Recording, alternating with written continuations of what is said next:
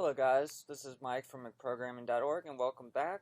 In this tutorial, what I'm going to do is I'm going to show you how we can access a single blog at a time. So let's say that I want to click on this blog, and up here in the browser's URL section, I want to be able to specify an ID for now, because later on I'm going to come in here and create a slug. But for now I just want to be able to access a blog based on its ID. So let's say I want the first blog. I can put in 1 as the ID. So let's go back into Sublime Text and let's make that happen. So the first thing we need to do is we need to go to our routes.php file and create this route. So let's go and create a new route, and it's going to be a GET request. And remember the URL that I want to make. It needs to be blogs slash, and we need to put in the ID. But we need a wildcard because this is not going to be a set thing. So the way we do that, I'm just going to give it the name ID, and that's just specifying to somebody who's looking at this that there's an ID that goes in here. So let's create a method on our blogs controller, and we're going to call this show. In that, save it, and what we're going to do now is we're going to go to the blogs controller, create this method. Public function show, and it takes in an ID. If you remember from one of the last videos, I showed you a way of saying blog dot find, and then you can put in the ID of the blog and find that blog. So we can do the same thing right here. I'm going to say blog equals blog find and pass in the ID, and cool, so we have that. And now let's return a view.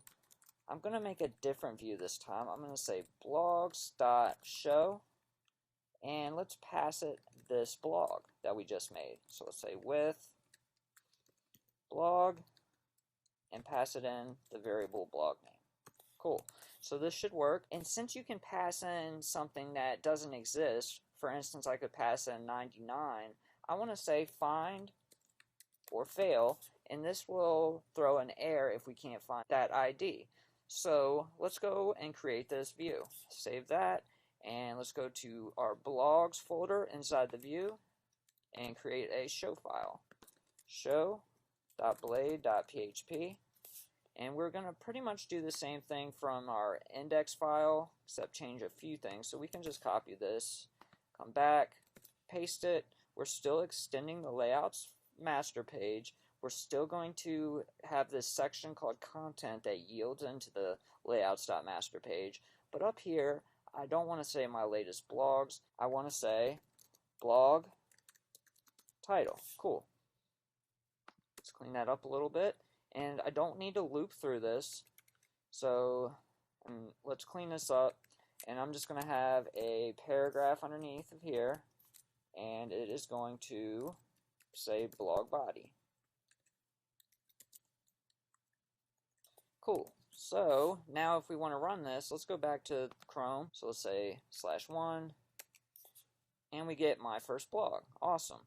So let's go back, and I want to make these clickable so we can just click on them and get that page. So let's go back and go into our index.blade.php, and what I want to do is I want to wrap this right here, the title of our blog, in an anchor tag. So let's do that.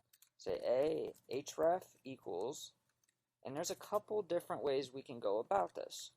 So the first way would be to hard code it in, and we could just say blogs and then pass in blog ID, and this will work. So let's save it and just test it out. Go back to Chrome, refresh. Now these are clickable, so let's try test, and we get test with test body, and we have the ID 3. So cool, that's working.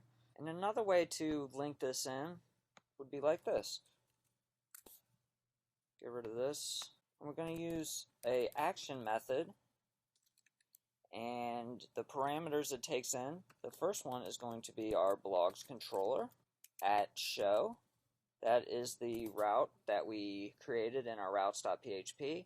And inside of here, we're going to pass in the parameter. So blog ID. Cool. So what we're going to do now is we're going to run this, save, and go back to Google Chrome, run this. Let's try this one. and we get access to the blog with the ID of 4. Cool. So this works on all of them. Pretty cool.